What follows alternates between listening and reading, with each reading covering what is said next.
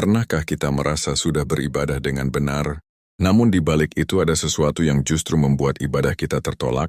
Kisah ini mengajarkan betapa mudahnya hati kita berpaling dari Allah tanpa kita sadari. Dikisahkan bahwa pada suatu hari, ada seorang laki-laki yang tengah melaksanakan salat dengan penuh kekhusyukan. Saat ia membaca ayat Iyyaka na'budu, hanya kepadamulah kami beribadah, terlintas dalam hatinya rasa bangga bahwa ia adalah hamba Allah yang sejati. Namun tiba-tiba ada suara yang berbisik di hatinya.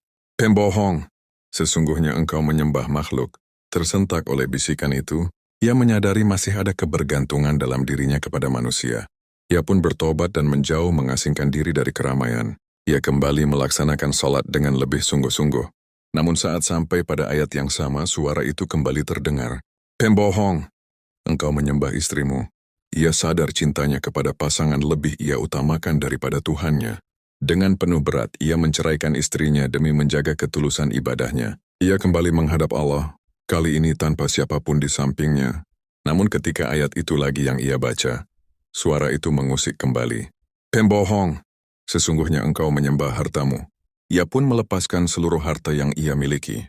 Ia sedekahkan segalanya, menyisakan hanya pakaian yang menempel di tubuhnya. Akhirnya, ia berdiri kembali dalam salat. Hatinya kini bersih dari ketergantungan. Saat bacaan Iyyaka na'budu kembali diucapkan, suara itu tak lagi mencelanya, namun ada yang berseru kepadanya. Engkau adalah orang yang benar dan termasuk hamba Allah yang sejati. Wallahu alam. Terkadang kita yakin telah beribadah dengan ikhlas, padahal hati kita masih terikat pada manusia, dunia, cinta, dan harta.